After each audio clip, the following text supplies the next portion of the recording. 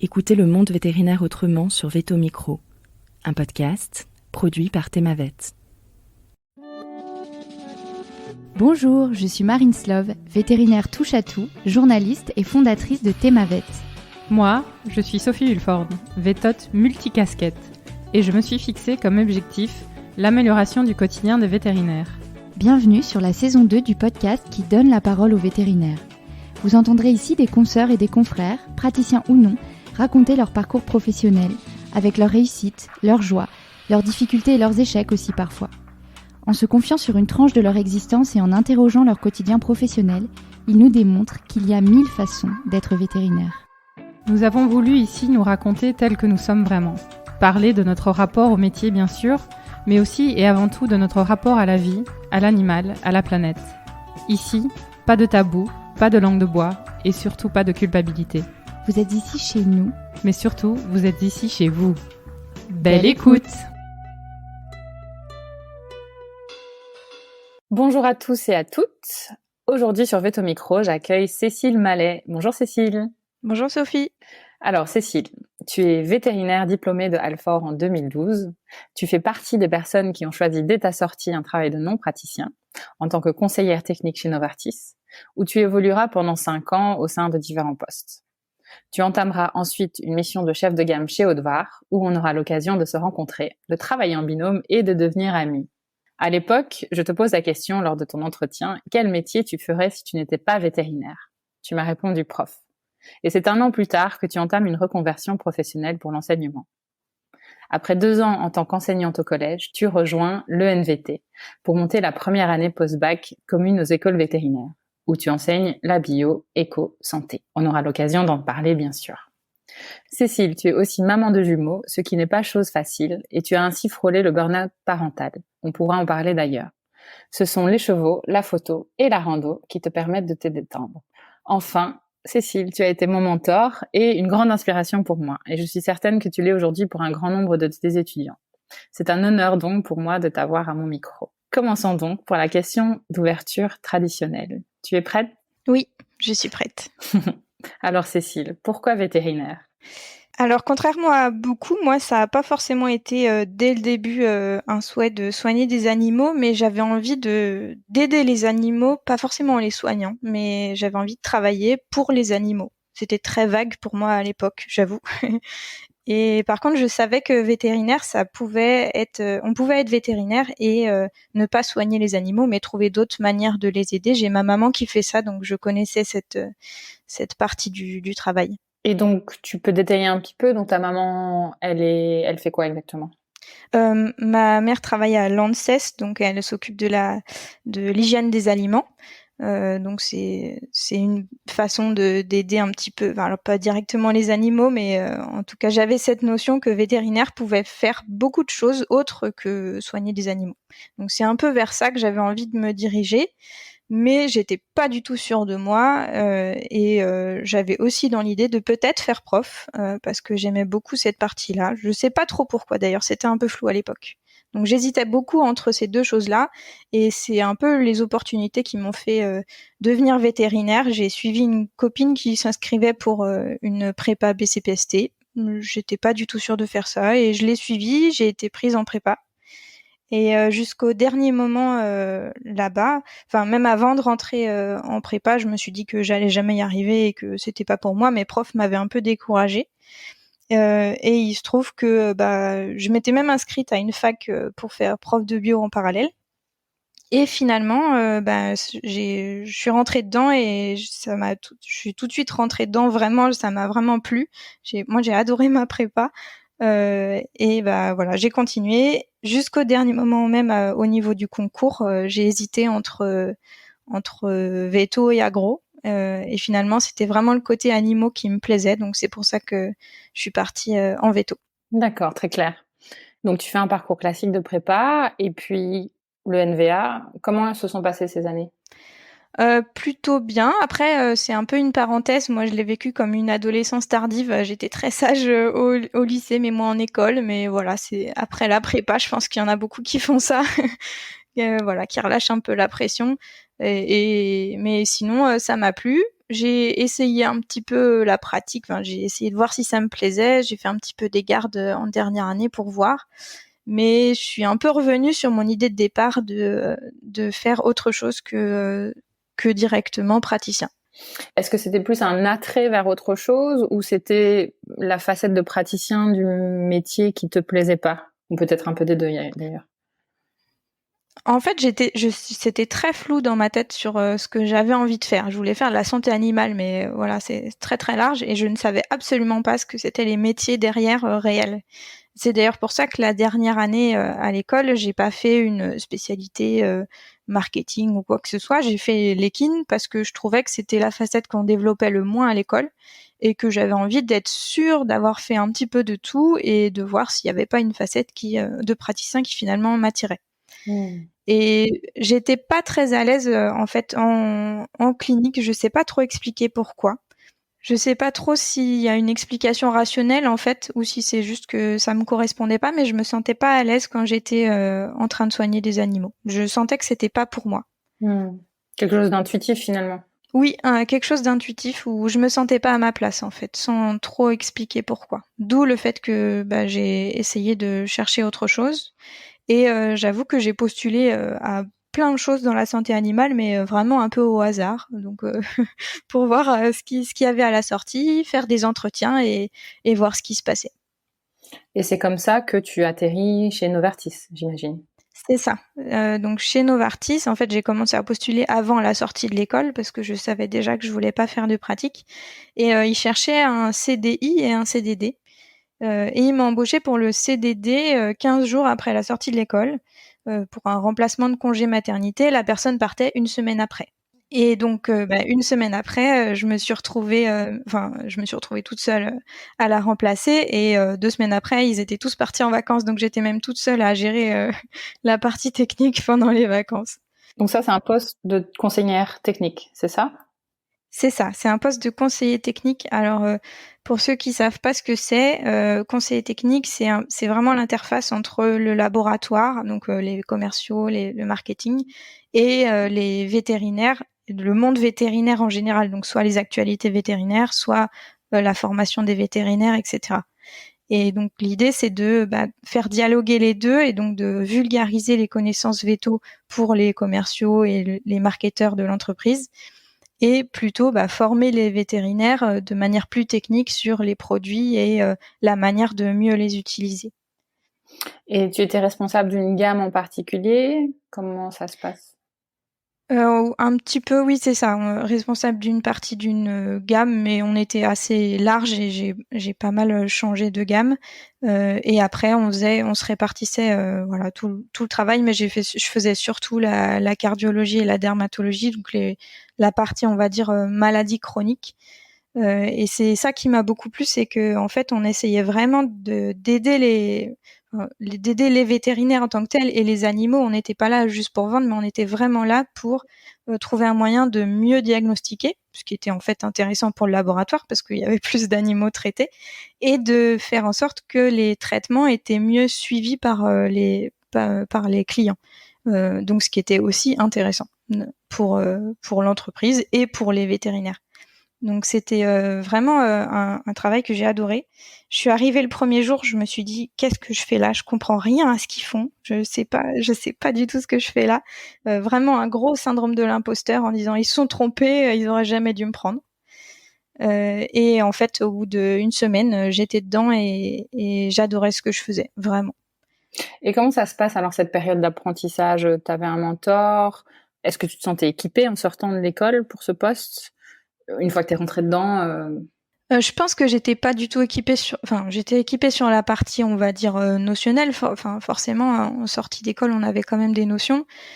Sur la partie, ce qu'on faisait comme travail, pas du tout, forcément, parce que je faisais de la formation, je faisais des présentations, des choses comme ça. J'ai eu un manager qui m'a énormément aidé, que je remercie si il écoute un jour, Jérôme. Et ce qui était incroyable dans cette entreprise, c'est que vraiment c'était le cas de tout le monde. L'idée, c'était de faire progresser les gens et les amener au meilleur de ce qu'ils pouvaient donner. Donc c'est pas valable dans toutes les entreprises, mais c'est vraiment comme ça que j'ai été accueillie et du coup forcément je me suis vraiment épanouie dans cette entreprise-là. Super. Et donc de conseiller technique, après tu évolues sur différents postes, c'est bien ça? Oui, c'est ça. Alors déjà, du coup, comme le CDD s'était bien passé, ils m'ont pris en CDI par la suite. Ils avaient trouvé personne sur le premier poste qu'ils avaient recruté, donc parfait pour moi, je suis restée. Et forcément, c'est aussi l'intérêt des entreprises, c'est qu'au fur et à mesure du temps, selon ce qu'on aime bien faire, il est possible de faire des petites formations et de progresser sur différents domaines et donc de bifurquer un petit peu si on a envie. Il nous coach un petit peu aussi sur essayer de réfléchir à quels sont nos atouts, quelles sont nos valeurs et vers quoi se diriger pour se sentir plus à sa place. Donc c'est vraiment intéressant, un peu comme un bilan de compétences mais au sein de l'entreprise. Ce qui était bien, c'est que j'ai pu faire des formations en management donc j'ai été chef des conseillers techniques pendant quelques temps quand Jérôme est parti faire d'autres missions, mon chef justement. Là, j'ai eu un autre mentor qui m'a beaucoup aidé, qui était le PDG de l'entreprise directement et qui était un excellent manager aussi, où j'ai beaucoup progressé. Et j'ai fait aussi une petite formation de marketing en même temps, donc j'avais aussi des petites activités de marketing, des petites choses pour varier un peu. Et je suis restée presque 5 ans, donc voilà, c'était l'idée aussi de varier et pas faire tout le temps la même chose. Sachant que ma mission principale, ça restait de faire la partie conseiller technique, mais je m'amusais toujours autant parce que ça demandait beaucoup de créativité et on avait une grande liberté là-dessus. On faisait vraiment des formations sympas et qui pouvaient plaire à tout le monde. Donc des fois, je faisais des cluedo pour les commerciaux pour leur expliquer que l'audit, c'était pas si simple à gérer. Et des fois, je faisais des formations pour des vétérinaires où, selon ce qu'ils décidaient, on soignait pas le chien pareil. Donc, c'était hyper intéressant à construire et voilà, à construire vraiment depuis le début et à réfléchir et à animer aussi. Super. Quels apprentissages tu retires de cette période? D'essayer de se poser régulièrement la question de qu'est-ce qu'on veut, est-ce qu'on se sent à sa place déjà, parce que ils m'ont vraiment laissé l'opportunité de faire ça et c'était intéressant et ça m'a vraiment permis d'exprimer tout ce que j'avais envie d'exprimer dans le travail et donc d'adorer mon travail. Donc 5 ans se passent, Elanco rachète Novartis. Ça, c'est une période un peu compliquée pour toi, il me semble. Ouais, c'est une période émotionnellement très très compliquée. Faut s'imaginer que il y avait 200 personnes dans l'entreprise chez Novartis et que sur les 200 personnes, on proposait un plan social à 190, je crois. Donc voilà, il y avait une usine qui était dans le lot, donc forcément tous les employés de l'usine avaient une proposition de plan social.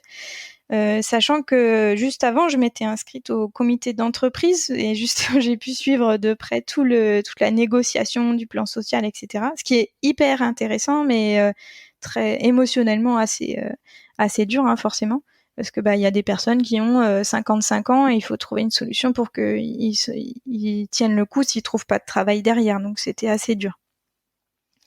Et c'était difficile émotionnellement parce que les gens exprimaient de tout, de la colère, d'autres étaient tristes. Il y avait vraiment beaucoup d'émotions d'un gros changement et d'un gros inconnu en fait. Sachant que moi je faisais partie des personnes pour lesquelles on n'a pas proposé de plan social. Donc je me suis retrouvée à devoir de toute façon rester à mon poste et même un petit peu être rétrogradée entre guillemets parce qu'il n'y avait plus besoin de manager d'équipe. Donc je revenais à mon poste initial sur lequel j'étais au départ en fait. Ouais, donc double peine quoi. Oui, c'est ça, double peine. Cette période de réflexion, du coup, elle dure combien de temps? Le rachat, ça a été très très long en France parce que il y avait déjà un plan social en fait chez pas Elanco mais chez Lilly, donc ils étaient qui est la filiale en humaine. Donc ils attendaient que le plan social soit fini avant de commencer le nôtre. Donc je crois qu'on a attendu 1 an et demi avant que ce soit bouclé. Donc c'est quand même très très long dans l'incertitude. Alors là, ce que ça m'a appris, c'est que en fait l'incertitude, il faut pas forcément il faut continuer sa vie en fait, parce que si on la met en pause et qu'on fait rien pendant ce temps-là, on s'en sort pas, parce que ça peut durer. Et surtout, ça peut recommencer. L'histoire a montré que derrière, Elanco s'est refait racheter ou a re-racheté. Enfin bref, ça ne s'arrête jamais. Donc il faut surtout pas se focaliser là-dessus. Il faut continuer sa vie et puis on verra bien où ça mène. Après, ça a été mon choix de pas rester parce que comme j'étais un petit peu rétrogradée et que pour le coup, je connaissais très bien mon travail, mais j'avais un petit peu aussi envie de changement à ce moment-là, vu que je voyais tout le monde changer de métier ou de vie. Donc ça a été un choix de chercher autre chose et c'est là que je suis arrivée chez Haute-Var. Super transition. Donc un nouveau challenge. Oui, un nouveau challenge. Donc là, c'était pas le même poste. Déjà, c'était du marketing, donc chef de gamme, et puis conseiller technique. Tu étais conseiller technique là-bas pour le coup. C'était pour faire chef de gamme pour toute l'Europe. Donc j'élargissais. J'étais plutôt sur la France avant. J'avais quelques missions Europe, mais pas tant que ça. Donc là, ça demandait des voyages un peu plus à l'étranger, plus parler en anglais, ce qui a été pas évident quand c'était vraiment tous les jours, mais ça vient quand on le fait tous les jours, ça finit par venir. Et voilà, un gros challenge, mais très intéressant une fois encore, oui. Est-ce que tu peux peut-être expliquer pour ceux qui nous écoutent en quoi ça consiste, chef de gamme? Oui, donc là c'est la partie plutôt marketing. Donc l'idée, c'est de réfléchir quand on a une partie des produits à comment, pour le coup, faire en sorte qu'ils soient vendus de manière optimale et plus vendus si possible pour l'entreprise. Donc ça va être tout ce qui est par exemple campagne de publicité, une opération une opération de vente ou ce genre de choses. On réfléchit à toutes ces choses-là et comment mettre en valeur le produit par exemple. Très bien, très clair. Et donc ça dure 1 an, mais à quel moment tu commences à te dire peut-être qu'il faut que je fasse autre chose?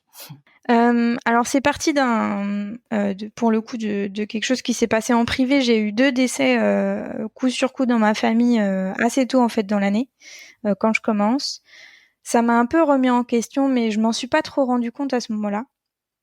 Et en fait, il y a eu aussi dans le travail 2 choses. C'est que déjà j'ai vu, il y a eu des personnes qui sont parties de l'entreprise pas de leur fait pour le coup. Donc il y a eu un côté aussi un peu négatif qui me rappelait beaucoup ce qui s'était passé chez Novartis, donc qui m'a un peu mis en insécurité pour le coup.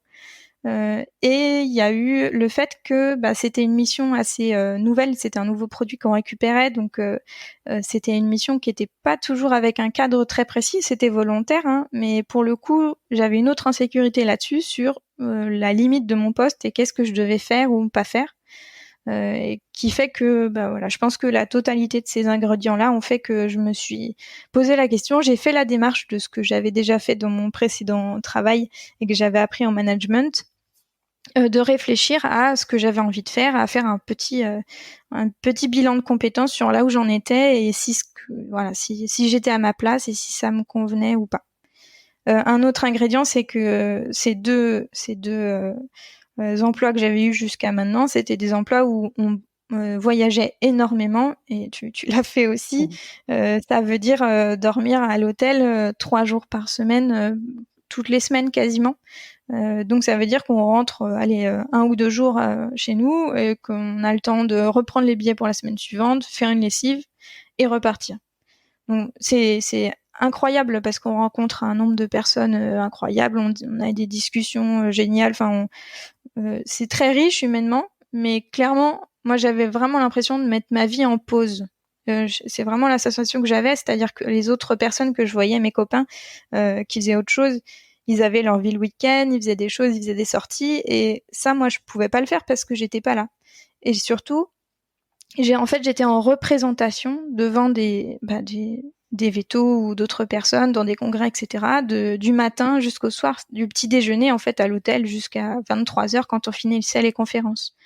Donc, c'est vrai que ça, c'était quand même assez lourd et c'est une des choses aussi qui m'a fait changer. J'ai adoré le faire, mais voilà, je l'ai fait à peu près 6 ans et je trouvais ça suffisant.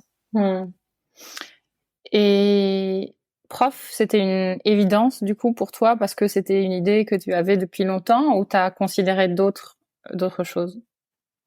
Je suis pas forcément partie du métier prof. Alors je m'étais dit en effet, et c'est ce que je t'avais dit à l'entretien chez Haute-Var, c'est que je m'étais mis dans un coin de la tête, je sais pas pourquoi, que avant mes 40 ans, je serais prof.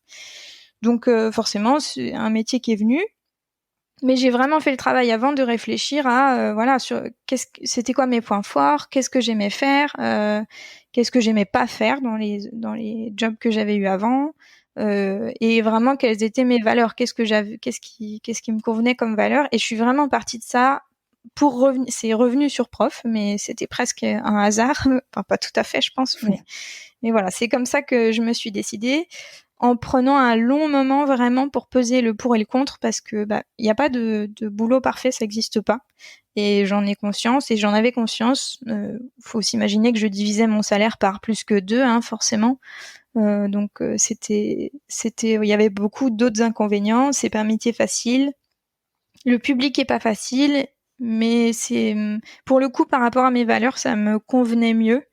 J'avais vraiment envie de transmettre des valeurs. Alors notamment pour la partie biologie, c'était aussi la partie vraiment écologie qui m'intéressait de transmettre et de transmettre en me disant à des jeunes, ils sont peut-être plus sensibles et en tout cas ils sont plus prêts à faire quelque chose sur cette partie-là. Donc c'était aussi cette partie-là que j'avais envie de transmettre.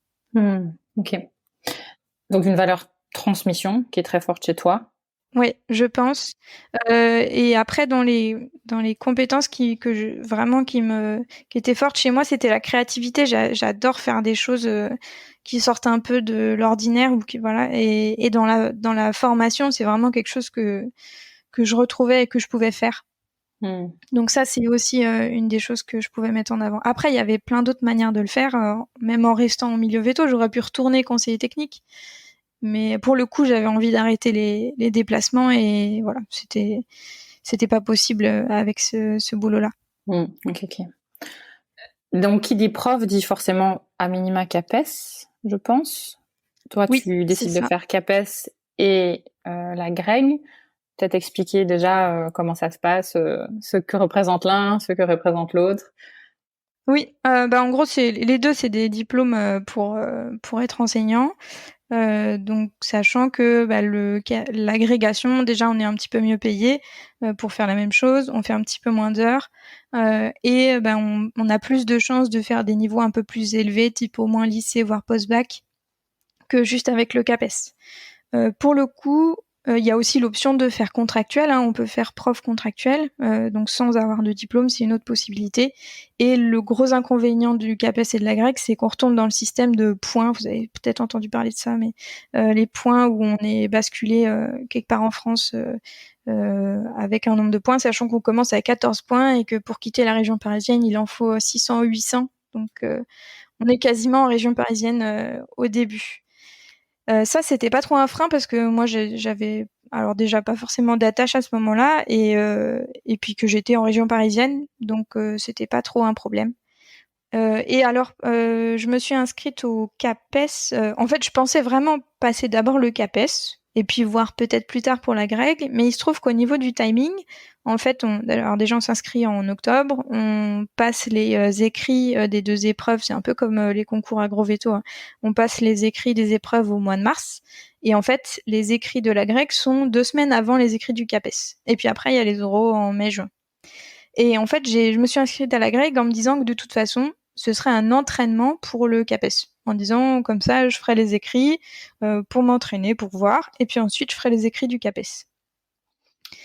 Sachant que du coup, j'ai pas du tout regardé ce que c'était les épreuves orales de la GREG, mais pas du tout. Voilà, je me suis dit que c'était pas possible, donc je m'y attendais pas du tout. Et je me suis inscrite en candidat libre, hein, donc à ces 2 épreuves, en m'inscrivant au CNED pour avoir des bases de cours. J'avais mes cours de prépa, mais bon, je voulais être sûre que ce soit toujours à jour déjà. Voilà, fallait se replonger dans la géologie, tout ça. Voilà, donc ça a pas été évident. Et si c'était à refaire, tu le referais de cette manière? En tout cas, avec les cartes que j'avais à ce moment-là, oui, je pense. Et donc, rappelle-nous comment. Donc, tu réussis le CAPES, évidemment. Et puis, Oui. tu passes pas les oraux de la GREC cette année-là, il me semble. Si. En fait, ça, je m'y attendais pas du tout. Alors déjà, j'ai eu beaucoup de chance. J'ai eu mon prof de prépa qui m'a accepté au fond de sa classe pendant la fin de l'année. Donc, j'ai pu suivre un peu des cours pour aussi me remettre un peu dedans. Je pouvais même aller là, au fond de sa salle de TP pour disséquer mes escargots si j'avais envie. Donc c'était vraiment une grande aide déjà. Donc ça m'a beaucoup aidé. Mais sinon j'étais toute seule à travailler, hein, à envoyer quelques devoirs au CNED, mais voilà, c'était vraiment pas évident. Et on a quand même un gros avantage en étant veto, c'est qu'on l'a déjà fait une fois et ça change tout. Alors c'est dur de s'y remettre, mais on a été capable une fois de le faire et du coup on est capable de le refaire même 10 ans plus tard. Même si on sait plus ce que c'est qu'une cellule, ça revient, promis. Et en fait, je m'y attendais pas du tout. Donc j'ai été admissible au CAPES. Ça, c'était pas hyper. Enfin, c'est pas que c'était pas compliqué, mais c'était faisable vu ce que j'avais fait en un gros veto. Par contre, la grecque, on m'avait dit c'est infaisable, t'y arriveras pas. C'est fait pour ceux qui ont fait normal sup, quoi. Mais il se trouve que j'ai été admissible aux écrits. Enfin, donc aux oraux. Donc je passais aux oraux, sauf que j'avais rien regardé de ce qui se passait. C'était un mois plus tard, donc c'était compliqué, sachant que les épreuves c'est un peu le koh-lanta de la biologie. Hein. Il y a je crois qu'on fait 10 heures de travaux pratiques au total, dont 6 heures d'affilée sur une épreuve. Avec 50 pages de dossiers à remplir pendant ce temps-là, donc c'est vraiment quelque chose de très très compliqué. Plus il faut préparer en fait des cours universitaires après, des séances de cours universitaires. Moi, je suis tombée sur le sujet du vin. Alors, biologie cellulaire et moléculaire du vin, ça me parlait pas trop. Mais l'autre intérêt de faire ça plus tard, après avoir fait d'autres choses, c'est qu'on a quand même du recul et on est capable, je pense, de trouver des moyens de rebondir en fait. Et je pense qu'en sortie d'école, pas d'école, mais en sortie même de classe prépa, on n'a pas encore ces éléments-là et après on est capable de le faire. Donc j'ai pas été admise à la grecque, j'ai été admise au CAPES à la première année, pas à la grecque, de pas beaucoup. J'étais pas loin, mais je l'ai pas eu. Et donc je l'ai repassé l'année suivante. Est-ce que donc tu penses que ton parcours professionnel plus que tes études t'ont préparé à ces épreuves? Quand même beaucoup les études, hein, parce que Ouais. dans le côté notionnel, mais c'est plus la prépa, hein, où pour le coup on retrouve vraiment les mêmes notions. Forcément, c'était pour faire de la biologie et de la géologie, donc c'était ça m'a beaucoup aidé sur le notionnel et sur la préparation, sur le fait de déjà savoir faire une synthèse, par exemple. Ça c'est quelque chose qu'on apprend plutôt en prépa. Et après, le côté veto, c'est vraiment, et le côté professionnel, c'est plutôt sur la maturité. Déjà savoir, j'avais beaucoup travaillé le fait de parler en public, donc ça, c'est des choses sur lesquelles j'étais beaucoup plus à l'aise après. D'accord. Et donc pour continuer dans la séquence, donc tu as réussi le CAPES, tu rentres dans un collège l'année où tu prépares ton agrég. C'est ça. En fait, quand quand tu réussis le CAPES ou la grecque, on a une année où on est stagiaire. Alors ça va encore changer, je crois, mais c'est-à-dire qu'en fait, on a quelques classes. Alors moi, c'était au collège, mais ça peut être au lycée. Mais on n'a pas un temps plein de profs, on a la moitié du temps où on est devant nos classes et on a vraiment nos classes, on est vraiment leur prof toute l'année. Et l'autre moitié du temps, on est encore à la fac. C'est un M2 en fait qu'on fait en même temps à la fac sur un peu les sciences de l'éducation, on va dire. Donc c'est plus sur le côté vraiment pédagogie et comment interagir, comment se placer dans une classe, qui est en même temps. Qui m'aide beaucoup, hein, parce que cette partie-là, pour le coup, outre le côté notionnel, alors je l'avais un peu travaillé parce que j'avais repris les manuels scolaires pour le CAPES, parce que c'est ce qu'ils demandent, j'avais compris un petit peu, mais il faut vraiment être un peu coaché, hein, pour arriver dans une classe au début, sachant qu'ils savent très bien en plus les collégiens qu'on reste qu'un an, donc autant dire que c'est pas évident la première année du tout. Moi, ça a été quoi tes principaux challenges pendant cette période? Alors j'ai fait 2 ans au collège et alors c'est une super école, hein, pour apprendre parce que en fait avec des collégiens il faut, et surtout en biologie, sachant que c'est en général, en SVT c'est pas la matière qui est principale, hein, ils ont pas beaucoup d'heures avec nous dans la semaine, donc des fois ça passe un peu au-dessus de la jambe, on va dire. Donc il faut vraiment que il y ait pas 3 minutes de pause dans le cours, c'est-à-dire qu'il faut qu'on prévoit tout ce qui se passe à la minute près pendant le cours. Il faut pas de temps mort en fait. Donc ça veut dire qu'il faut rythmer ce qu'on fait d'une manière très très très précise et voilà, et rigoureuse et la tenir. Parce que si on laisse un brouhaha ou un flou s'installer, c'est fini. Enfin, c'est fini. C'est difficile à rattraper, on va dire. Donc ça m'apprend beaucoup sur cette partie enseignement et la partie vulgarisation forcément parce que là faut la pousser encore plus que ce que je faisais en labo pharmaceutique. Hein. Les commerciaux ils étaient pas vétos mais ils étaient adultes on va dire. Là il faut vraiment redescendre d'un niveau en dessous mais je trouve ça très intéressant d'essayer de trouver des clés pour justement déjà intéresser un public compliqué. J'étais la deuxième année, j'étais en REP, hein, donc j'étais dans une zone enfin pas en REP, mais j'étais à Créteil dans une zone un peu compliquée. Donc voilà, faut trouver des moyens de les intéresser et pour certains ça marche, pas pour tous, mais c'est une des choses aussi qu'il faut apprendre, c'est que on n'y arrivera pas avec tout le monde, mais en fait c'est pas possible. Donc il faut savoir lâcher prise et profiter des petites victoires qu'on a certaines fois. Après c'est très émotionnellement difficile parce qu'on a des situations d'élèves qui sont très compliquées, il y en a qui sont vraiment difficiles à gérer et souvent à la fin de la journée je mettais au moins 1 heure à redescendre de toutes les émotions qui m'avaient transmis pendant la journée parce qu'au collège ils vivent plein d'émotions et ça c'était pas évident à gérer, ouais. Et donc en même temps que cette année-là, en effet, j'avais un petit peu de temps libre parce que la fac, j'avais pas besoin de suivre tous les cours. Et donc pendant ces petits temps libres, je continuais à revoir les notions pour l'agrégation pour la repasser une deuxième fois. Il y a des moments où tu t'es dit qu'est-ce que je fous là? Au collège, ouais. Surtout la première année, je pense que il y a au moins une classe avec laquelle c'est vraiment pas bien parti, où ils ont décidé que voilà, comme je restais qu'1 an, ils pouvaient mettre le bazar. Vous voyez le syndrome de la remplaçante, quoi. Et je pense qu'on l'a peut-être tous fait quand on était jeune, mais de l'autre côté de la barrière, c'est pas drôle. Et ouais, ça a pas toujours été facile. Après, et ça a été aussi dur de vraiment se remettre en question. Faut s'imaginer, on revient vraiment. Enfin, c'est comme si je ressortais de l'école et que je savais pas faire, quoi. Fallait tout réapprendre aussi sur comment faire, comment retrouver une espèce d'autorité, mais en étant soi-même. Alors moi, je suis pas une personne qui a tendance à crier beaucoup, et c'était pas évident de trouver ma place, d'être ferme, mais en restant moi-même. C'était pas simple. Qu'est-ce qui t'a permis de tenir pendant cette période? Qu'est-ce qui t'a fait non, je reste, je laisse ma chance? Ah déjà je m'étais lancée, j'avais envie d'aller au bout et de voir ce que ça donnait. Au moins en étant avec un poste fixe entre guillemets, ou en tout cas avec plus de temps. Je pense que je me suis dit il faut que je me laisse au moins 1 an et puis ou 2 et on verra, quoi. Ça c'est sûr que ça n'a pas été simple, surtout contrairement à ce que j'avais connu en laboratoire pharmaceutique. Un prof, ça reste un boulot très solitaire en fait, dans le sens, alors on a une équipe etc, mais dans la classe on est tout seul, donc on n'a pas quelqu'un sur qui on peut compter pour nous aider, on compte que sur nous-mêmes, voilà, pendant la journée de cours, quoi. Donc ça c'était un peu des challenges pour moi. Après, entre-temps, j'ai rencontré mon mari actuel, donc pour le coup, ça m'a aussi un peu aidé à tenir, je pense. Mais j'allais dire, ça allait être ma transition. J'allais dire, finalement, l'année d'après, les planètes s'alignent puisque tu rencontres ton chéri.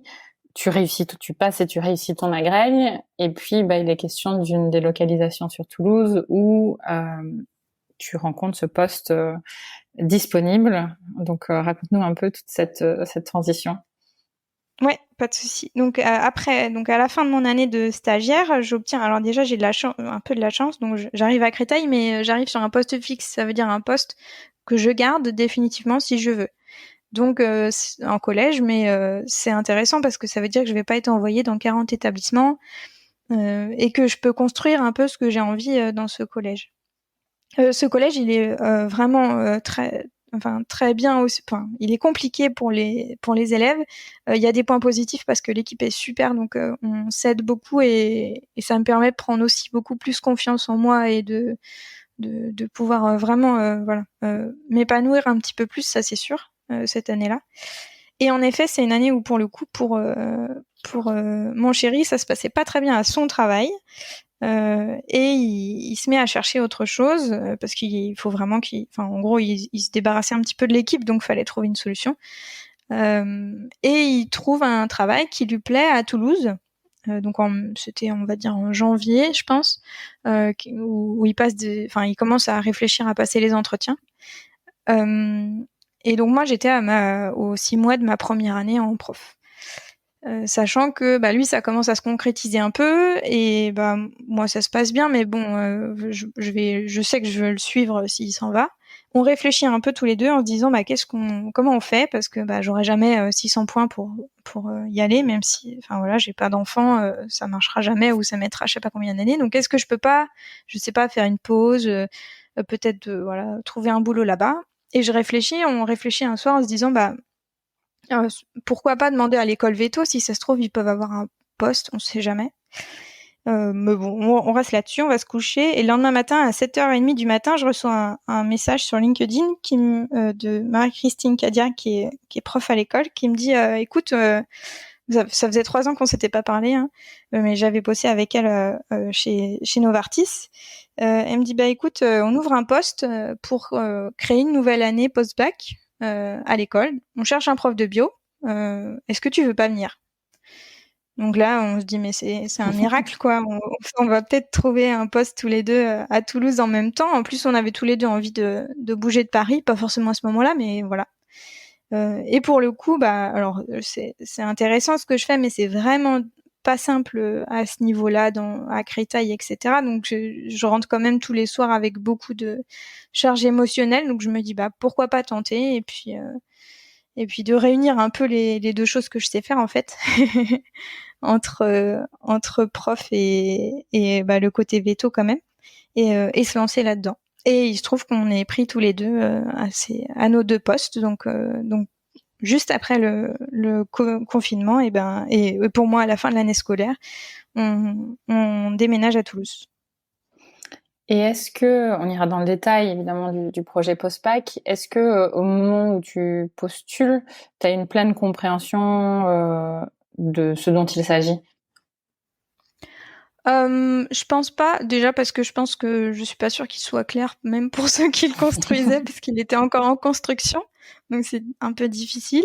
Après, j'essaye de me baser sur la place qu'on nous donne à nous, hein, et ce que moi je peux faire pour les aider, c'est-à-dire construire une année de transition qui va permettre à des étudiants des lycéens plutôt, qui sortent du bac, de s'en sortir ce qui était la première année d'école veto. C'est un peu ça l'enjeu que moi je dois faire, c'est on est 2 profs de bio et 2 profs de physique-chimie, et à 4, on doit construire un programme et construire les cours pour que ces étudiants puissent s'en sortir ensuite. Je me concentre là-dessus parce que tout le projet donc post-bac après, avec le côté concours, ça c'est pas du tout moi qui gère la partie concours et recrutement. Alors je fais partie du jury, mais ça n'a pas du tout été nous qui ont construit ce concours. Voilà, donc ça on faisait un peu avec ce qui se passait, parce qu'il se construisait en parallèle le concours post-bac. Et t'avais un enjeu de temps, c'est ça? T'avais 1 an, la rentrée elle se faisait 1 an après ton démarrage. C'est ça. Donc, ils nous recrutaient en septembre 2020, et l'idée, donc on était 4 et 1 par école vétérinaire. En fait, l'idée, c'était qu'on puisse, on avait 2 missions, construire déjà le programme de cette première année, qu'est-ce qu'on mettait dans les cours, construire une bonne partie des cours, parce qu'on n'aurait pas eu le temps de tout faire à la rentrée suivante, parce que la rentrée suivante, il y avait les étudiants. Et il y avait aussi préparer l'arrivée dans notre école, donc moi c'était Toulouse, de cette première année, parce que c'est forcément, hein, donc c'est une décision ministérielle, hein, de faire cette première année post-bac, mais dans les écoles il fallait pouvoir faire de la place, trouver des locaux, acheter le matériel de TP, vérifier qu'on puisse avoir une salle de TP ou pas. On n'en a pas forcément eu tout de suite. Voilà. Donc voir la faisabilité dans l'école et essayer de bouger un peu les lignes s'il y avait besoin dans les écoles. Il y avait un autre gros enjeu, c'est que c'est une première année commune aux 4 écoles nationales vétérinaires. Donc il fallait harmoniser ce qui était fait, en tout cas dans cette première année, entre les 4 écoles. La grosse difficulté qu'on avait, c'est que les années suivantes ne sont pas harmonisées, pour certaines choses, bien sûr, les notions principales y sont, mais pas forcément à la ligne près, vu que ça fait des des dizaines ça fait au moins une dizaine d'années qu'ils font ce programme-là dans les écoles veto, et il a forcément divergé selon les enseignants, etc. Il n'y a pas de travail, en tout cas, il n'y avait pas de construction commune des cours à partir de la première année d'école veto. Donc il fallait trouver un moyen de essayer de trouver le juste milieu et essayer de faire les bons choix dans les notions qu'on faisait pour que tout le monde soit content, mais qu'on n'empiète pas sur le programme des années suivantes. C'était pas le but non plus. Et donc vous construisiez tout ça à 4 et il y a un organisme qui validait tout ça. Comment ça se passait, comment s'est passée l'année en gros sur toute cette construction? Alors, heureusement pour nous, ils avaient déjà réfléchi au sein des écoles. Donc, il y a un groupe de travail à 4 écoles avec des enseignants-chercheurs des 4 écoles qui avaient réfléchi à leur idée de ce qu'ils voulaient mettre dans le programme, ce qui nous a déjà aidés. Donc, on est parti de ça. On a essayé de prendre les anciens programmes, même veto, les programmes de BCPST. Forcément, c'était une base, parce que il faut se dire qu'à la sortie de notre année, il faut qu'ils aient le même bagage scientifique nécessaire aux autres années. Donc, ce qui est fait en BCPST, il y a une bonne partie qui nous intéresse, qui est commune. Après, le choix, ça a vraiment été de partir un peu du programme qu'ils nous avaient proposé et un peu d'une page blanche, voir ce qui est fait au lycée, sachant que c'est des nouveaux programmes au lycée, et voir le gap qui manque, et voir toutes les notions nécessaires à ce qui est fait dans les années suivantes en école. Donc ça a été assez costaud à faire, et évidemment on avait des échanges tout le temps avec le groupe de travail pour voir où on en était, voir ce qui convenait et se mettre d'accord sur cours par cours et compétence par compétence sur ce qu'on allait mettre dans notre programme. Ça me paraît colossal comme ça. Ça l'était? Oui, c'est assez colossal comme travail, et ça a été une année très très dense pour tout le monde. Alors on n'avait pas de cours, mais en vrai on s'est pas ennuyé.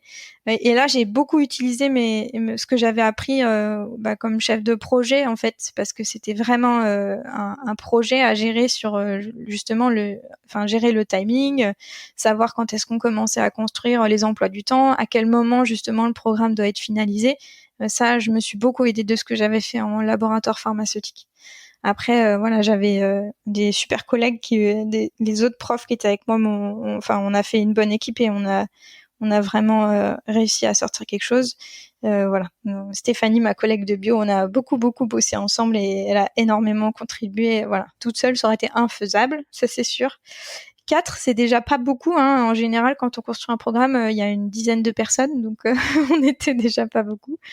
Mais après, c'était super intéressant et on y reviendra, mais je pense qu'on a quand même pas mal répondu au cahier des charges. Je fais un peu marche arrière dans l'élaboration du projet, parce que c'est un sujet qui est quand même encore un peu controversé aujourd'hui, le projet post-bac, je pense. Qu'est-ce qui était à l'origine de ce projet? Faudrait regarder dans les articles ce qui est dit par le ministère, mais c'était vraiment le manque de vétérinaires, l'idée. Il y avait la notion de la rurale, mais en fait l'objectif n'est pas de recruter des vétérinaires 100% ruraux, soyons clairs, mais ça a été rectifié ensuite dans le discours. Mais je le redis parce qu'il y en a qui l'ont entendu et qui l'ont gardé en tête. Après, il y avait une idée de reprendre un peu, pas la main, mais de pouvoir avoir une voie qui est, on va dire, décidée par les écoles vétérinaires. En fait, ça, c'est une demande de l'A3EV. Alors, l'A3EV, c'est l'organisme qui accorde les accréditations européennes pour les écoles véto. Et normalement, il faut qu'il y ait au moins une voie qui soit contrôlée, entre guillemets, par les écoles véto. Et en fait, c'était pas le cas actuellement dans les voies d'accès. Donc, c'était aussi un des objectifs de cette voie. Et le fait de recruter post-bac, ça leur permet de contrôler cette voie-là. Ça a un autre intérêt, c'est que ça raccourcit d'un an les études vétérinaires. On passe à 6 ans. On était je crois qu'on est le pays sur lequel ou un des pays sur lesquels on a les plus longues études véto en Europe. Parce qu'il y a les 2 ans de prépa. C'est ça, parce qu'il y a les 2 ans de prépa, et en général, c'est plutôt autour de 6 ans. Nous, il y a les 2 ans de prépa, sachant que tout le monde fait pas 2 ans, il y en a une partie qui fait 3 ans, donc on est à plus de 7 ans en moyenne. On doit être à 7,5 ans en moyenne, sachant qu'il y a aussi les BTS qui font plus d'années, etc. Ok, donc en termes de répartition, aujourd'hui, un élève qui passe son bac, qui se projette vétérinaire, niveau optionnel et répartition des quotas, comment ça se passe? Alors, je saurais pas te dire maintenant parce que ça change. En fait, c'est en train de changer tous les ans. On va y revenir, mais en fait, les premières années, il y avait 40 places sur 160 étudiants en école. Enfin, même 180 parce ils ont augmenté un peu les effectifs. Par école, donc. Par école veto, voilà. Donc ça reste pas la majorité des étudiants. Par contre, maintenant qu'on a 2 ans de recul, le ministère a décidé d'augmenter les places. Donc on va passer à 55 étudiants à cette rentrée là dans pas très longtemps, qui rentrent par le post-bac, par école. Et ensuite on en aura 70 l'année suivante par école aussi qui rentrent par le post-bac. D'accord. Et qui n'empiète pas, c'est pas le ratio qui change, on reste sur autant en post-prépa et juste on augmente en post-bac, c'est ça? Si, il change un peu le ratio et ça enlève des places ailleurs. Après, ça, c'est vraiment les choix ministériels. Ça, je ne sais pas trop comment ils choisissent. Voilà. Mais l'idée, forcément, ils peuvent pas augmenter de 70 places les écoles veto. Enfin, par école veto, ils peuvent pas accueillir ça dans les années suivantes. Déjà qu'ils peuvent pas accueillir forcément les augmentations d'effectifs qui arrivent. Donc l'idée, c'était forcément d'empiéter en partie sur les autres voies. Forcément, si on crée une nouvelle voie qui n'existe pas, faut trouver de la place quelque part. Donc, le choix a été fait de baisser quelques places sur d'autres voies d'accès.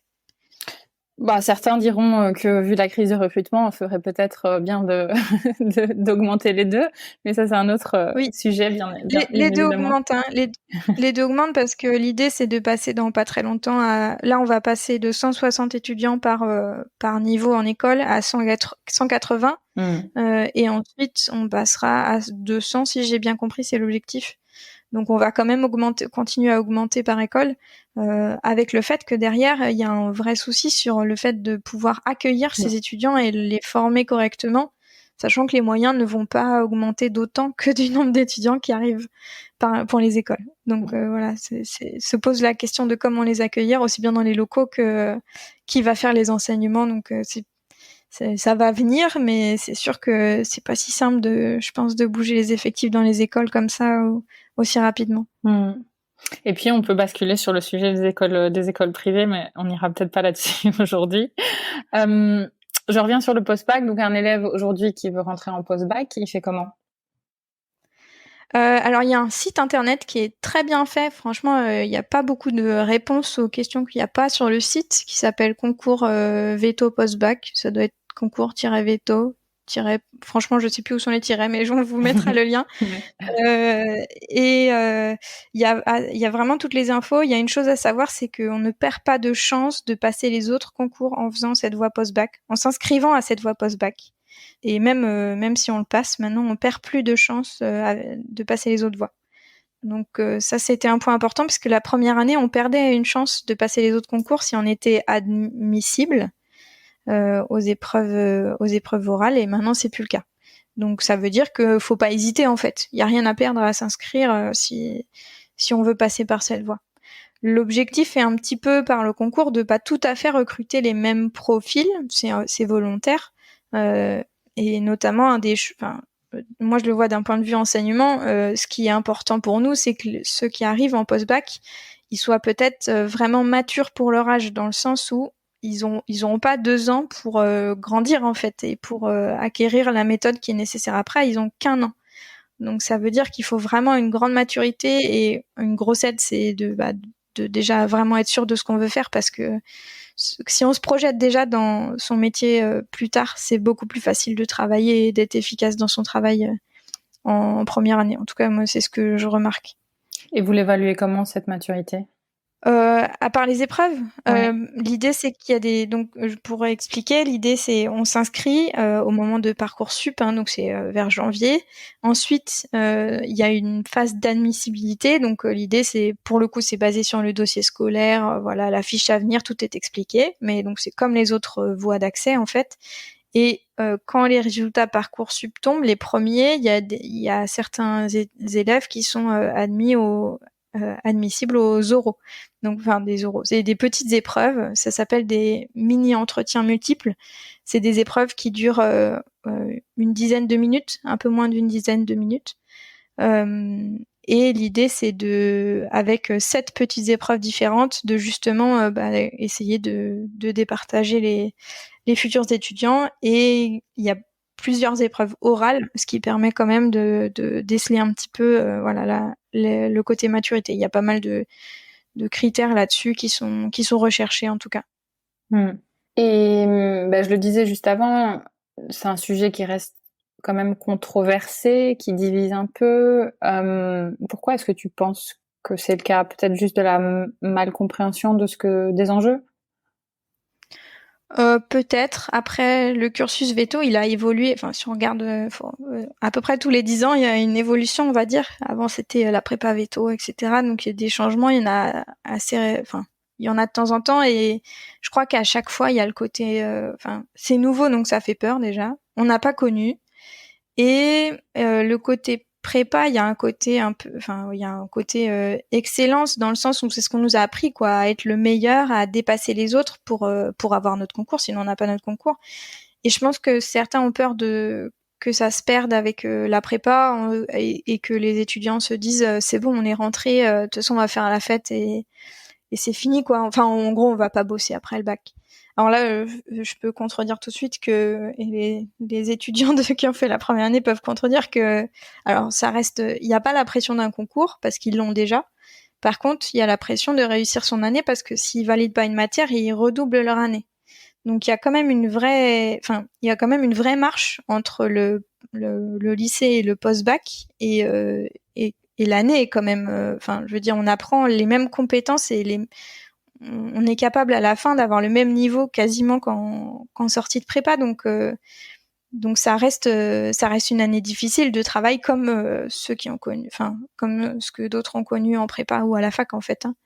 Donc ça, il n'y a pas trop de différence. La différence, c'est le côté concours et classement. Ça, il n'y a pas forcément de classement à la fin de l'année, et ça, c'est différent. Après, moi, mon objectif en tant que prof recruté là-bas, ça a été vraiment de me dire, moi, j'y peux rien. C'est pas moi qui ai décidé que cette voie allait exister. Et politiquement, c'est pas mon choix à moi, mais je suis là. Et mon objectif, c'est de faire en sorte que les étudiants, ils arrivent à s'en sortir en école veto comme les autres, et qu'il n'y ait pas de différence en fait. Enfin, c'est pas forcément les mêmes profils, hein, donc il y a forcément des différences, mais que en tout cas, qu'ils soient pas à la fin de la deuxième. Maintenant, on appelle ça la A2, la première année d'école veto, qu'à la fin de la A2, ils se retrouvent pas à, je sais pas, tous redoubler ou à pas s'en sortir, quoi. C'est l'idée qu'ils puissent s'en sortir comme les autres et que presque au bout de 2 ans, on n'arrive pas à les distinguer des autres. Là, justement, la première année rentre en A2. La première année, il y en a qui ont déjà fini leur A2. Ah, ok, donc d'accord. en fait, ça fait pas très longtemps qu'on a un retour, parce que maintenant on a le retour de la A2. Et alors je sais pas, j'ai pas les résultats pour tout le deuxième semestre de toutes les écoles, mais en tout cas, je sais qu'ils avaient fait un bilan à la fin du premier semestre. Et ce qui était intéressant, c'est qu'il y a absolument pas les post-bac ne sont absolument pas sous les autres. Voire même, pour certains, il y a une partie, en général, les têtes de promo de A2 sont des post-bac. Sachant que, par contre, il y en a qui sont plus loin dans le classement, évidemment, hein, ils sont étalés aussi partout. Mais en tout cas, on va dire que on a réussi ce qui était demandé, c'était qu'il n'y ait pas de différence avec ceux qui viennent d'autres voies. Donc, on a fait un peu notre job de déjà choisir ce qui était nécessaire pour qu'ils puissent suivre les matières de A2. On a fait des choix, hein, donc ça a été le programme, il est pas le même que la prépa non plus forcément. Hein, il y a pas la géole, il y a pas beaucoup de botanique, etc. Et il y a des choses sur lesquelles on a choisi d'insister qui existent pas en agro par exemple ou en agrovéto. Il y a des choses où on a beaucoup plus axé en fait sur le métier après et les besoins après. Il y a un gros effort des collègues de physique-chimie, par exemple, que tout soit appliqué à ce qui va leur servir plus tard. Donc ça, c'est vraiment intéressant. Les mathématiques, il y en a beaucoup moins qu'en prépa, par exemple. Et en bio, on a rajouté des choses. Je sais pas, un exemple tout bête, on a rajouté un cours sur l'orientation dans l'espace sur un animal. C'est très bête, mais en fait, moi je voyais des A4 qui savaient pas, quand ils voyaient un animal couché sur le dos, ils savaient pas où était la droite et la gauche facilement, quoi. Donc ça, c'est des choses qui sont pas si évidentes que ça pour tout le monde, et du coup on a rajouté des petites notions comme ça qu'on trouvait importantes pour les années suivantes pour vraiment l'appliquer au côté veto. Pour beaucoup, ils ont vraiment en tête ce qu'ils veulent faire plus tard dès le début, et ça aide beaucoup. Ça aide beaucoup à leur motivation et ça aide beaucoup à ce qu'ils réussissent en fait. D'avoir en tête vraiment, voilà, je suis là et faut que j'y arrive parce que je veux vraiment faire veto. Je dis ça parce que il y a plein d'avantages. Moi, j'ai adoré ma prépa, donc je veux pas du tout critiquer les prépas, c'est pas le but, hein. Mais c'est vrai que pour le coup, pour avoir rencontré des étudiants de prépa quand j'y suis retournée il y a pas très longtemps, le risque du concours, c'est que on se focalise sur le concours parce que c'est notre objectif et que finalement notre carrière après et ce qu'on veut faire, c'est pas l'objectif immédiat, quoi. Donc on l'oublie un peu. Je me souviens qu'ils avaient pas forcément envie d'entendre parler du métier de veto parce que c'était pas la priorité. C'était d'abord le concours et ensuite on parlera veto. Ce qui est fou en fait, hein, quand on y pense. Mais du coup, ça va être un peu ma question. Enfin, ce serait intéressant de voir les parcours vétérinaires en comparatif quand ils arriveront à la fin de leurs études et de voir comment ça évolue, en sachant surtout aussi que y a beaucoup de gens qui aujourd'hui ne deviennent même pas véto en sortant de leurs études et quittent la profession au bout des 3 ans. Donc à voir s'il y a une différence à ce point de vue-là aussi. Ouais, c'est possible, ouais, de regarder ça. Après, faut avoir aussi en tête que ils ont 18 ans, hein, ou 17 ans quand ils rentrent. Il y en a qui peuvent changer de voie parce qu'ils l'ont décidé. Et en vrai, je pense que faut pas remettre en question, ni l'année ni le concours. C'est-à-dire que à 17-18 ans, on a droit de changer d'avis aussi, hein. Ça peut arriver et c'est pas grave, quoi. Ce qui est sûr, c'est que, clairement, il y en a moins qui changent d'avis, pour l'instant, en tout cas, avec les 2 ans qu'on a de recul, il y en a moins qui changent d'avis avec le post-bac, parce qu'ils sont déjà rentrés et qu'ils ont vraiment envie d'aller au bout, que quand ils sont en prépa. Forcément, hein, c'est normal. Après, faut aussi avoir en tête que il y en a qui redoublent, hein. C'est pas on est rentré, on y arrive, et il y en a même qui peuvent être exclus s'ils redoublent, s'ils s'en sortent pas après avoir redoublé une fois. Donc c'est pas parce qu'on est rentré que on y reste à tout prix s'il y a pas le travail et s'il y a pas le niveau derrière. Oui, ça reste une vraie sélection. Oui, ça reste une vraie sélection, ça faut l'avoir en tête. Après, notre objectif, je pense, tous les enseignants du post-bac sont très bienveillants, donc l'objectif c'est vraiment de tout faire pour les accompagner et qu'ils y arrivent, hein. Notre objectif c'est pas du tout de trier ou quoi que ce soit, donc on est vraiment là pour les aider à n'importe quel moment. Après, on peut pas faire à leur place et on a des évaluations qui sont communes aux 4 écoles, hein. On fait les mêmes évaluations aux 4 écoles, les mêmes partiels. Donc voilà, il y a un niveau à atteindre. S'il n'est pas atteint, il n'est pas atteint. Et toi, la suite dans ce projet, qu'est-ce qui t'attend ? Alors déjà, ça va être ma première rentrée entière, normalement, si tout va bien. Une année entière, parce que finalement, j'ai fait, sur les 2 ans, j'ai fait 2 demi-années presque. On va y revenir, parce que j'ai eu des petits jumeaux entre-temps. Donc déjà, ce serait bien, je serais très contente de faire une année entière, de suivre les étudiants du début à la fin. Ça, j'ai hâte de le faire.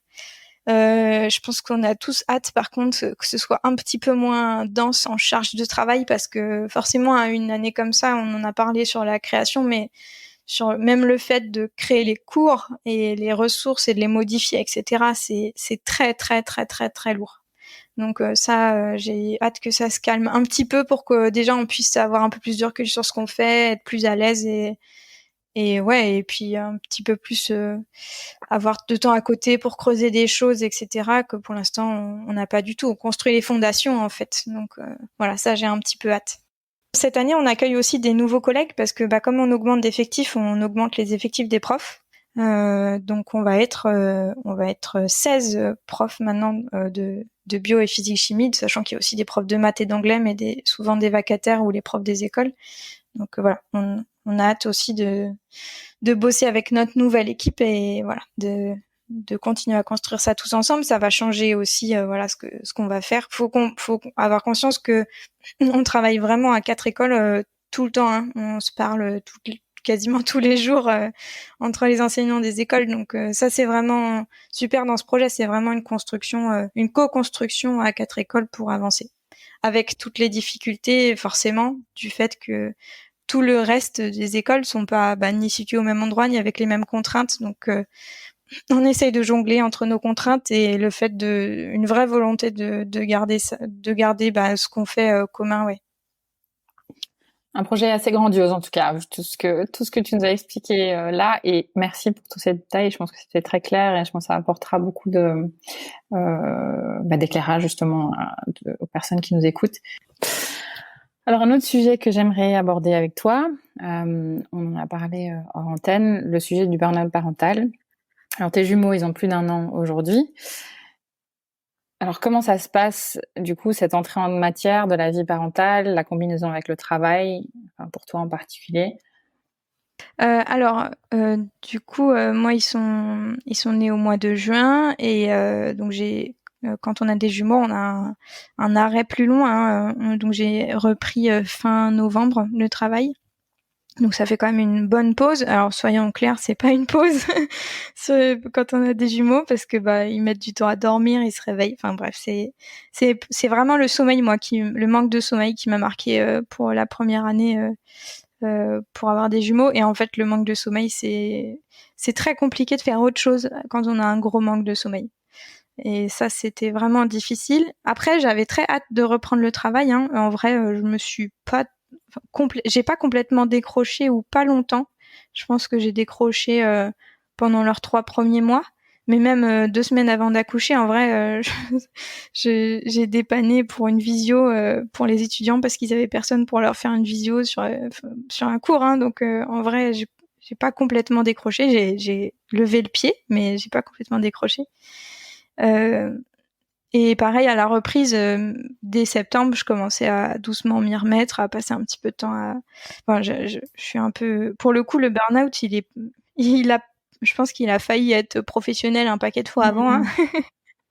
Parce que voilà, j'aime beaucoup mon travail. Enfin, en tout cas, quand j'aime beaucoup mon travail, je peux y passer beaucoup de temps. Donc, faut que je trouve un équilibre. Mon mari est super pour m'aider à faire ça.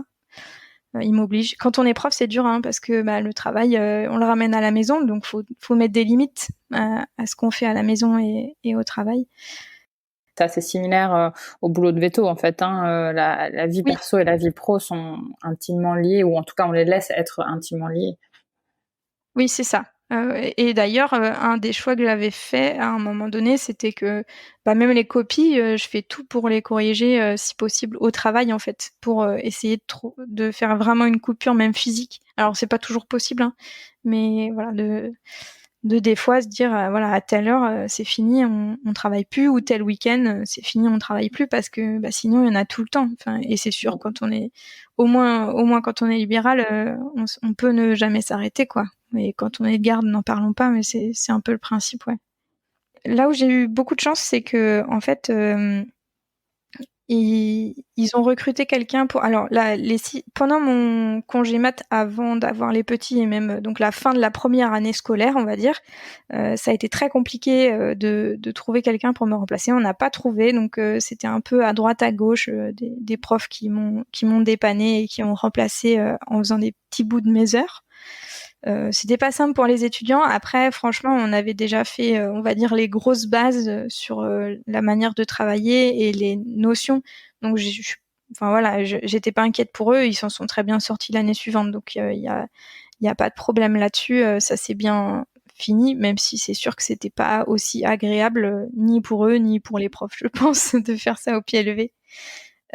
Et pour l'année suivante, là où j'ai eu la chance pour les jumeaux, c'est qu'en fait, il a été recruté Karine, donc qui a été ma remplaçante, qui est restée en fait pas jusqu'à fin novembre, mais toute l'année scolaire sur le poste. Ça veut dire que moi j'ai repris fin novembre, mais en fait de fin novembre jusqu'à la fin de l'année, on était 2 pour faire le poste de prof. On peut se dire vous allez vous ennuyer. Franchement, on s'est pas du tout ennuyé, ni l'une ni l'autre. Donc ça a été vraiment une grosse aide, dans le sens où du coup ça me permettait aussi moi de reprendre plus sereinement, sachant que mes jumeaux ils ont pas dormi avant leurs 9 mois quasiment. Enfin, ils se réveillaient très souvent et ils se réveillaient encore un peu des fois, mais en tout cas, voilà, on avait des réveils toutes les nuits et plusieurs jusqu'à leurs 8 mois, quoi. Donc d'aller travailler tous les jours, enfin, j'allais travailler tous les jours, mais de faire toute la semaine de cours qui est quand même très très intense, c'était vraiment compliqué avec aussi peu de sommeil et ça a vraiment été un gros soulagement pour moi qu'on soit deux et qu'on puisse se répartir un petit peu et qu'il y ait moins de pression pendant cette reprise. Ouais, ça a été une grosse aide. Et malgré ça, ça a quand même été pas évident parce que tout gérer, enfin vraiment c'est vraiment le manque de sommeil plus le travail plus la gestion des enfants et alors on avait acheté une maison aussi, donc il y avait une maison à gérer en plus et donc un déménagement et tout ça. Ouais, tout ça à la fois. Il y a un moment où c'était pas simple. Après, comme j'ai dit, j'ai vraiment mon mari qui fait garde-fou sur ça et qui m'aide bien à mettre des limites et à savoir m'arrêter. Mais ouais, c'était pas évident. Et clairement, j'ai eu l'impression de revivre quand ils ont commencé à dormir et de retrouver un petit peu mon cerveau. Je pense qu'il y a beaucoup de mamans qui en parlent, mais et de papa d'ailleurs, parce que le papa était dans le même état que moi. Quand on manque de sommeil comme ça, on n'est plus du tout capable de réfléchir ni aussi vite, ni de travailler du tout aussi efficacement qu'avant. C'est impossible. C'est physiquement impossible, en fait. Moi, j'avais cette sensation-là, en tout cas. Donc, voilà, fallait accepter de pas pouvoir faire autant. Et dès que j'essayais d'en faire autant, je dépassais mes limites. Ouais, enfin, je sentais que je tenais plus, quoi. Et du coup, c'était quoi tes signaux d'alerte? Je pense que c'était un peu... Ça peut être l'énervement ou ouais, le fait de moins tolérer de choses. Et après, ça pouvait être même c'était vraiment de pas être capable de tout faire, quoi. Enfin, c'est vraiment la sensation que dans la tête ça explose, quoi. Et que comme ça explose, on sait plus organiser les idées. On sait plus rien organiser. Donc ça devient un gros fouillis et c'est là où je trouve que c'est plus compliqué, ouais. Ouais. Ça, je connais pas par cœur les symptômes du burn-out, mais je pense que ça ressemble un petit peu à ça aussi. Il y a un moment où on sait plus qu'est-ce qui a de l'importance ou pas, où on n'organise plus rien. Et du coup, ouais, ça devient un peu de la survie, en fait. Ça veut dire on fait les trucs vitaux pour nous, pour nos enfants quand même. et après, le reste, on sait plus où donner de la tête, en fait. C'était un petit peu ça. Et donc ton mari était un des garde-fous. Est-ce que tu avais d'autres garde-fous? Peut-être des conseils que tu aurais à donner pour d'autres futurs ou déjà maman, papa qui nous écoutent? Mes collègues aussi, parce que alors déjà, de toute façon, même mes collègues qui n'avaient pas d'enfants en aussi bas âge que moi étaient limites, donc voilà, c'était aussi même, c'était pas que parental, que burn-out, c'était un petit peu les deux. Et donc c'était vraiment une grosse charge. Donc déjà on essayait de s'aider pour se dire les limites si on les voyait, ou en tout cas de se calmer un peu tous en disant on fait ce qu'on peut et puis le reste ça attendra. Et ouais, je pense qu'après c'est un peu lâcher prise sur tout ce qu'on peut pas faire et peut-être à un moment faire des listes, je sais pas, trouver un moyen autre, presque physique, d'organiser si on n'y arrive pas. Et tant pis si, dans la journée de travail, et même à la maison, j'essaie de me dire que je fais pas plus de 3 choses, par exemple. Mais voilà, de revoir un petit peu à la baisse pendant cette période-là tout ce qu'on est capable de faire. Et être un peu indulgent, quoi. On n'est pas capable de faire la même chose, mais c'est normal. Et c'est pas pour toujours. Ça dure un peu quand même, mais c'est pas pour toujours, j'espère. J'imagine que ça peut paraître long quand on y est. Oui, clairement, ça peut paraître long, ouais. Mais et puis là, vraiment quand le sommeil revient, ça fait déjà une grosse bouffée d'oxygène, donc ça change la donne. Après, il y a la particularité que j'ai eu des jumeaux. C'est sûr que c'est vraiment dense aussi, quoi. Donc fallait aussi être indulgent par rapport à ça et le fait que c'est une grosse charge et que pour le coup le burn-out parental, même sans travailler, c'est assez fréquent chez les parents de jumeaux. C'est un truc que j'avais aussi en tête, de me dire que j'ai conscience que c'est dur, que ça passe, un jour, ça reste dense tout le temps, mais mais à un moment c'est un petit peu moins dur quand même, et voilà. Et ça c'est pour tous les parents de jumeaux. Donc là pour le coup la clé pour s'il y en a qui ont des jumeaux ou qui vont avoir des jumeaux, je pense à petite pensée pour Fabien qui va en avoir bientôt. C'est de s'organiser quoi. C'est de tout anticiper. Mais je pense que ceux qui ont 2 enfants, ils diront la même chose. Ouais. C'est probablement pareil. Mais c'est vrai que quand il y en a 2 qui ont les mêmes besoins et qui sont pas encore capables de faire les choses tout seuls, ça prend forcément quasiment au moins 2 fois plus de temps. Chaque réveil prend 2 fois plus de temps et c'est ça qui est compliqué. Donc tout anticiper ce qu'on peut anticiper. Et après, ça va mieux. Et après, ils prennent de l'autonomie et on est trop content quand ils prennent de l'autonomie. Et voilà, lâcher prise, pas chercher à avoir une maison parfaite. Alors là où j'ai lâché prise et ça a été dur pour moi, c'est le côté faire un peu zéro déchet ou ce genre de choses où là pour le coup je faisais très attention avant, j'étais dans un défi zéro déchet, c'était vraiment j'essayais de faire en sorte voilà, l'écologie c'est quelque chose qui me travaillait beaucoup, donc j'essayais de faire vraiment attention. Et pour le coup l'année où ils sont nés, j'ai pas pu faire autrement que de me dire là on laisse tomber en fait. Enfin c'est pas on laisse tomber, il y a des réflexes qui sont des réflexes, mais en tout cas, ça peut plus être une pensée prioritaire parce que c'est la survie d'abord en fait. Et ça a été pas simple du tout. Et là, du coup, je me sens prête et je m'y remets et je fais de nouveau attention. Mais ouais, ça c'est la première année, j'ai vraiment mis ça en pause. Après, voilà, c'est bien et pas bien parce que c'est leur planète et voilà, c'est une année de plus où on fait moins attention, mais je voyais pas comment c'était possible de tout faire en fait, d'être sur tous les fronts à la fois. Je confirme, hein, j'avais vu Cécile, je pense 1 mois après l'accouchement, et j'étais abasourdie par la quantité de travail. En fait, je fatiguée moi-même à regarder. C'est vraiment du non-stop. Donc ouais, mais je pense que c'était la pire période, enfin la période où j'avais le moins de sommeil de tout. Mais après, les premiers mois, on va dire les 2 premiers mois, en vrai, on est bourré d'hormones, hein. Donc c'est pas trop un problème pour la femme. Mon mari, il en pouvait plus. Mais voilà, parce qu'avec des jumeaux, c'est aussi ça, faut être une équipe, hein, faut pas faire tout seul. Faut pas. C'est les 2 parents qui font, et d'ailleurs, c'est les 2 parents qui sont en burn-out parental. Hein, c'est pas que un. Ouais. Voilà, mais ouais. Le plus compliqué, je pense, mais c'est valable pour tous les enfants, en parlant avec des copains, c'est que la fatigue, c'est pas tout le temps que ça dure 3 mois, quoi. Parfois, ça dure un peu, et c'est là où c'est compliqué, ouais. C'est là où c'est vraiment dur, c'est tenir, sachant que ça passera un jour. On nous l'a tous promis. Nos enfants feront tous la grasse mat quand ils seront ados, mais on sait pas à quel moment ça s'arrête. Est-ce que tu penses qu'il y a assez de garde-fous pour ça dans le milieu du travail? Non, clairement, non. Alors déjà, si j'avais été à plein temps, franchement, je sais pas comment ça aurait été possible. Enfin, j'espère survécu, mais j'espère fini mon travail, mais je sais pas. Enfin, là, j'avais finalement 2 fois moins de cours, et même avec 2 fois moins de cours, j'étais vraiment limite. Donc ça, c'est sûr que je pense qu'on s'en rend pas compte quand on est extérieur au fait que c'est une fatigue tellement intense que c'est pas possible d'être comme avant.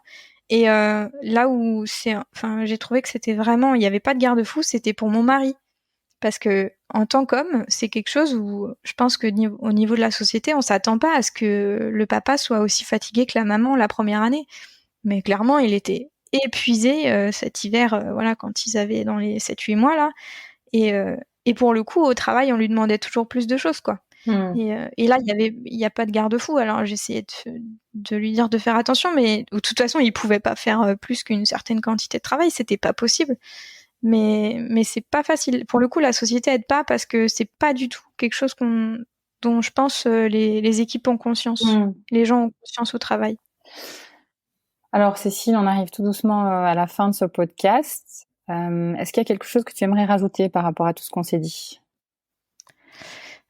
C'est peut-être des petites choses dont on a parlé tout à l'heure et sur lesquelles je voulais compléter peut-être sur ce que j'ai appris, alors notamment avec mon premier boulot, mais même après, c'est que tout s'apprend et que quel que soit ce qu'on doit faire après, on est capable de l'apprendre. Je pense encore plus avec notre bagage de veto et tout ce qu'on a fait pour arriver là. Donc que même et surtout que comment dire, tout ce qui est soft skills, ça s'apprend aussi. Donc travailler en équipe, travailler ensemble et voilà. Toute cette partie-là, ça s'apprend et ça se cultive et ça permet de faire à peu près ce qu'on veut. Donc ça, c'est quand même pas mal d'en avoir conscience. Ouais, c'est un bon point parce que je pense que on ne se rend pas compte à quel point notre diplôme est versatile, nous permet de faire beaucoup de choses. Et à l'inverse, parfois, on se dit, on se bride par rapport à toutes ces parties compétences comportementales. Et comme tu dis très justement, c'est pas. J'entends beaucoup de gens dire, ah ben moi je suis pas bon manager ou moi je suis pas bon dans ça. En fait, oui, il y a des gens qui ont une fibre, mais au-delà de ça, ça se perfectionne et ça s'apprend. Ouais, tout à fait. Et d'ailleurs, on parlait des enfants un petit peu, et en fait, ça aussi, ça s'apprend. Et dans les deux cas, il faut juste s'entourer au maximum et pas hésiter à demander de l'aide, aussi bien dans le travail que dans la vie perso. Quand on n'y arrive pas, on essaye de s'entourer pour trouver des gens qui peuvent soit nous apprendre à faire, soit nous faire un petit bout avec nous si on n'y arrive pas du tout. Et ça aide beaucoup. Très bien, merci pour ça. Autre chose?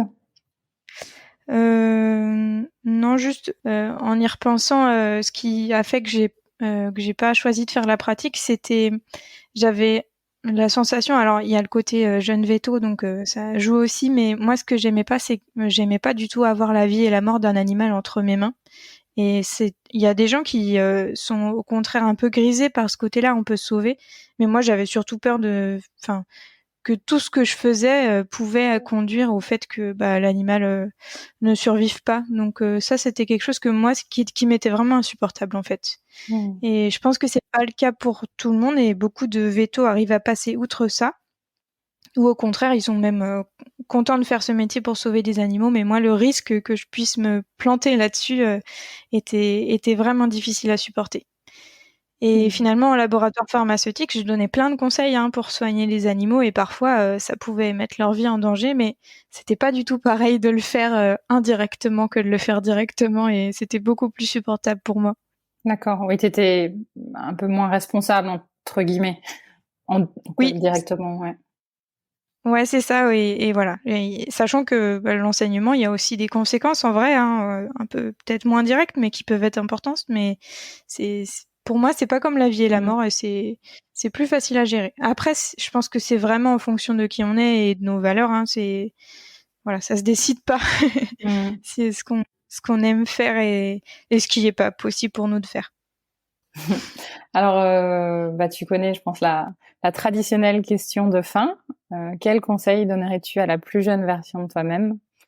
Peut-être que aucun job n'est parfait, qu'il faut pas chercher la perfection, qu'il faut vraiment saisir les opportunités parce que dans la vie, il y en a plein et on sait pas où on va aller et il faut pas chercher à savoir à l'avance, on verra bien. Juste écouter son intuition. Si on le sent pas, faut peut-être pas y aller. Et essayer peut-être d'être en phase avec nos valeurs, quel que soit ce qu'on fasse. Quand on n'est plus du tout en phase, faut peut-être essayer de trouver un moyen de se retourner professionnellement, personnellement, de n'importe quelle manière, mais on tient pas si on n'est pas en phase avec ce qu'on fait dans la vie, je pense. D'ailleurs, j'ai une question à ce propos. On parle souvent de valeurs en fait sur Veto Micro, et je pense qu'on n'a jamais abordé le sujet de comment identifier tes valeurs. Est-ce que tu as un conseil à donner à ce niveau-là? On fait une petite introduction à ça aux étudiants. En fait, j'avais eu une formation là-dessus, mais il faut essayer de prendre une liste de valeurs. C'est pas mal de faire ça tout simplement et de voir les mots qui nous parlent le plus déjà. Ça peut être une idée, tout simplement, et de réfléchir après par rapport à soit son travail, soit sa vie personnelle, soit ses loisirs, si on retrouve un peu ça. Et s'il y a des mots qu'on retrouve qui ont vraiment du sens pour nous, c'est peut-être que c'est vraiment nos valeurs profondes. Et avoir conscience que ça change, donc c'est pas parce qu'on a des valeurs un certain jour qu'on aura les mêmes dans 1 an ou 2 ans. Donc voilà, faut régulièrement se poser la question, qu'est-ce qui est vraiment important pour moi et voilà, qu'est-ce qui me fait vibrer, quoi. C'est un petit peu ça. Et quand tu parles de liste, ça c'est une liste qu'on peut trouver si on Google ou par contre Oui, si sur on, Internet. ouais, sur Internet. On Ouais, demande, c'est ça. on peut Si demander on tape liste de valeurs, on en trouve plein. Je suis sûre que si on demande à ChatGPT, d'ailleurs, il peut aussi nous donner une liste de valeurs. Ouais, tout à fait. Et c'est un très bon exercice de faire la même chose avec ses compétences dans son travail. Voilà, sur ce qu'on est capable de faire. On parlait des soft skills. On peut faire complètement la même chose et se poser la question si notre travail correspond à nos compétences fortes, entre guillemets. Ça, c'est aussi un point important. Et savoir peut-être développer ses compétences fortes encore plus plutôt que de chercher à combler ses faiblesses, parce que des fois c'est compliqué, hein. On est comme on est, on a des faiblesses et on peut pas forcément les faire disparaître, c'est normal. Donc des fois faut aussi savoir utiliser ses points forts en fait pour rebondir ou compenser ce qu'on a, voilà, ce sur quoi on est moins fort dans son travail, ou enfin qui a un impact en tout cas sur sa vie. Et peut-être même les coupler avec ce qu'on aime faire, nos compétences. Oui, c'est ça, l'idée c'est de coupler les deux, ouais, tout à fait. Mais ok, merci pour ce super conseil, Cécile. Là, on est vraiment à la fin du podcast. Si j'ai bien compris, on peut te trouver sur LinkedIn et tu es d'accord pour qu'on partage ton email en lien dans ce podcast si les gens veulent te contacter, ont des conseils à te demander par rapport au cursus, par exemple, ou ont envie de te poser des questions par rapport à ton parcours. Oui, avec plaisir, il n'y a pas de souci. J'ai déjà eu plusieurs contacts sur la reconversion professionnelle, notamment pour être prof, donc faut pas hésiter, je réponds. Bon, super. Merci beaucoup, Cécile. C'était un plaisir de t'avoir à ce micro. Merci à toi, Sophie. Merci aux auditeurs de nous avoir écoutés et à très bientôt. À bientôt. Bravo, vous avez écouté cet épisode de Veto Micro jusqu'au bout. Si le cœur vous en dit, partagez-le à vos amis et à vos collègues, abonnez-vous au podcast et mettez-nous une note de 5 étoiles avec un gentil commentaire. C'est ce qui nous permet de remonter dans les classements et de donner de la voix à la profession. Si vous souhaitez participer à Veto Micro, nous suggérer des invités ou tout simplement nous écrire, faites-le sur l'adresse podcast@themavet.fr. Prenez soin de vous et à la semaine prochaine pour écouter une nouvelle façon d'être vétérinaire.